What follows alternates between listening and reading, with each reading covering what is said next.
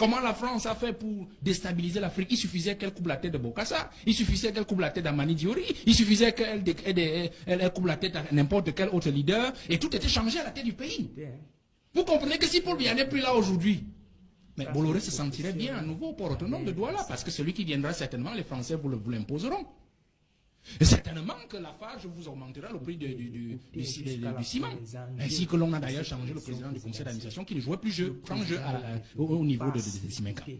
Nous verrons donc ces gens-là revenir sur notre sous-sol, à l'est et partout. La Sonamine que le président a créée pour que nous gérions nous-mêmes les ressources de notre propre sous-sol ne vaudrait plus rien du tout.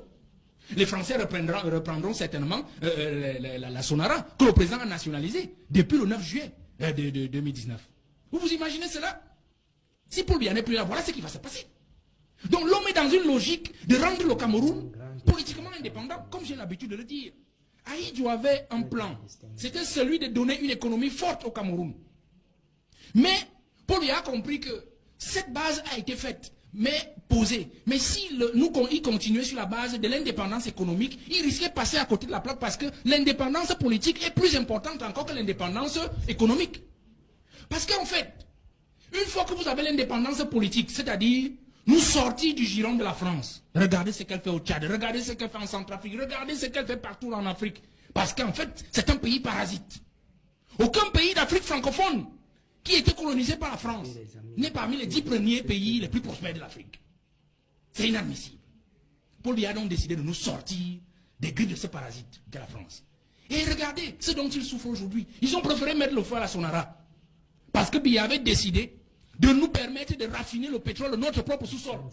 Parce que le président Ahidjo avait fait cette commande, je pense, sous le contrôle des aînés qui sont là, l'aîné qui est là, Polypod. En 78, lorsqu'il fait la commande de la Sonara, il était question qu'on raffine notre pétrole lourd. Mais, comme vous savez, il y a toujours dans notre appareil des traîtres, des gens qui sont autour du président et qui finissent par passer des bakchiches et des contrats, des rétrocommissions et qui ont réussi à imposer que la France nous donne seulement la possibilité et construise une usine qui ne peut pas raffiner notre pétrole. On est donc obligé de vendre depuis 40 ans notre pétrole à l'extérieur pour acheter un pétrole léger pour la consommation domestique. Paul Biya a décidé donc depuis 2009 de nous permettre d'acquérir le matériel pour pouvoir raffiner localement le pétrole lourd. Alors, les amis des Français qui sont aussi au gouvernement et partout ont vendu la mèche et ils ont mis le feu à la Sonara en disant que c'était les ambazoniens qui sont allés mettre le feu.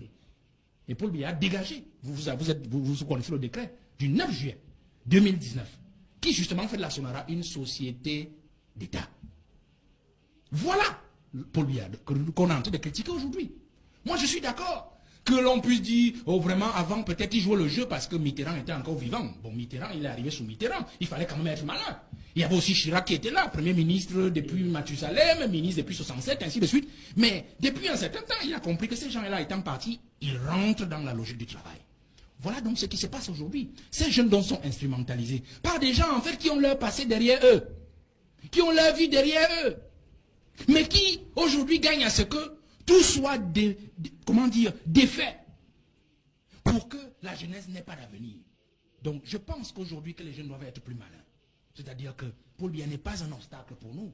Moi, qu'est-ce que j'ai à faire avec un monsieur qui a 88 ans, qui a son passé déjà, qui a déjà tout fait pour ce pays, qui a sacrifié sa vie. Regardez même les enfants du président. Quel est l'enfant du président qui est ministre? Camerounais, Camerounaises, de près ou de loin, nous devions savoir que le Cameroun est à un tournant très stratégique, très important, et cela dépendra et définira son futur et son avenir. Notre patriarche, son Excellence Paul Biya, il n'est pas notre ennemi. Au contraire, ce papa, la majorité de nous vont regretter et d'autres vont le pleurer comme moi. Vous savez, le président de la République, à son âge, normalement, c'est quelqu'un que nous devions encadrer. Nous devions vraiment honorer. Nous devions bénir. Combien de personnes dans vos familles ont encore les grands-pères ou leurs arrière-grands-pères qui vivent? Comment vous les traitez? Et c'est de cette même façon dont vous traitez vos grands-pères que vous êtes en train de traiter le président de la République, parce qu'il n'est pas différent d'eux. Il n'est pas différent de nos chefs traditionnels que nous avions encore dans nos villages. Mais regardons comment nous les traitons, comment nous les respectons. Ce papa, nous allons le pleurer et d'autres vont regretter. Vous ne voyez pas que l'enjeu à l'heure actuelle au Cameroun, il est au-delà de ce que vous imaginez. Est-ce sa faute du fait que lui, c'est quelqu'un qui fait sa politique dans le silence, il ne parle pas. Dans le monde dans lequel nous sommes à l'heure actuelle, il est bien mieux. Pour vivre mieux, il faut vivre caché. Vous-même, vous le savez. Le président de la République, c'est un patriarche. C'est un monument. Combien de présidents ont parlé bien du président de la République, Laurent Gbagbo, Donald Trump, Vladimir Poutine.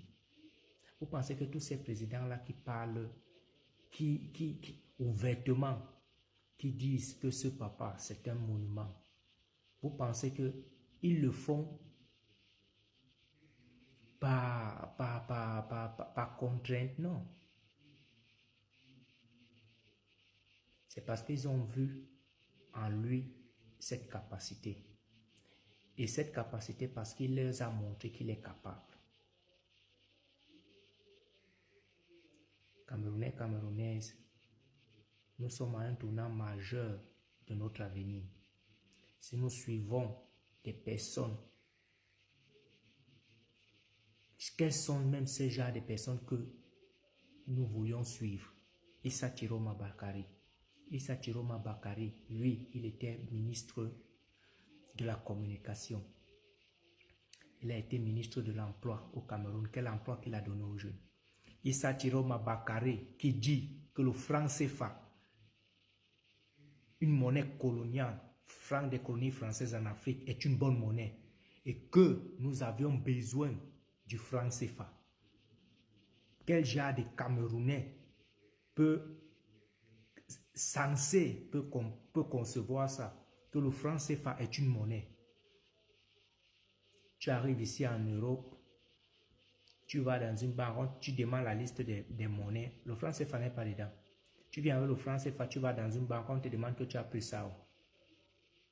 Tu as fabriqué ça. On te voit comme un vampire. Ils disent que ça n'existe pas. Les gars, réveillez-vous. Je vais vous sortir la liste des projets que le Cameroun, le chef de l'État, est en train de mettre sur pied. La majorité des leaders politiques, on ne vous dit pas, mais moi je vous donne l'information. La majorité de ces leaders politiques, ces soi-disant opposants, sont en train d'envoyer leurs enfants en Europe. Je les rencontre un peu ici, un peu de partout. Leurs enfants, leurs cousins, leurs nièces viennent se former. La majorité sont en Chine et en Russie. Très peu sont en Occident. Mais ils y sont. Ils envoient leurs enfants venir se former. Du moins, les membres de leur famille venir se former en ingénierie. Parce qu'il faut qu'ils rentrent occuper de grands postes au Cameroun.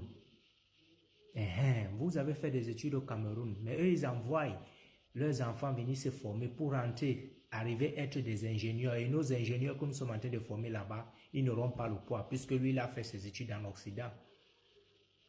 Il arrive, il sera ton patron. Pourquoi? Le problème n'est même pas là. Le problème est pourquoi eux, ils envoient? Parce qu'ils savent ce qui se prépare. Si le président de la République, son Excellence Paul Biya, passe cette élection, et il va passer, parce que la force qui est derrière le Cameroun, c'est au-delà même de lui. il faut que je vous dise, aucune force au monde, comme le président Barankani avait dit, ne peut déstabiliser le Cameroun. Aucune force. Vous avez pour habitude d'appeler le Cameroun le continent. Peut-être d'autres disent le continent, ils ne savent pas. Le continent, c'est quoi? C'est en d'autres termes, comme d'autres disent, le Cameroun, l'Afrique en miniature. Mais est-ce que même lorsque nous disions Cameroun, Afrique en miniature, nous savions, nous pesons un peu ce mot que nous sortons, ou ce nom que nous sortons de notre bouche? C'est hautement spirituel. Ceux qui sont dans les églises réveillées ou quoi que ce soit, ce n'est pas pour vous stigmatiser, hein, que c'est dans les religions, vous ne pouvez pas comprendre ça. Non.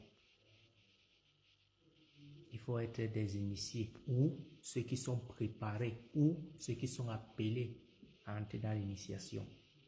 Et là, je ne parle pas de la franc-maçonnerie ou quoi que ce soit, non. Je vous parle des rites, des traditions de chez nous.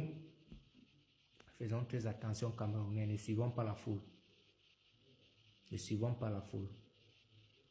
Un très grand destin attend le Cameroun, à ricochet les Camerounais et les Africains. Restons éveillés. Conscientisons les autres. Ciao.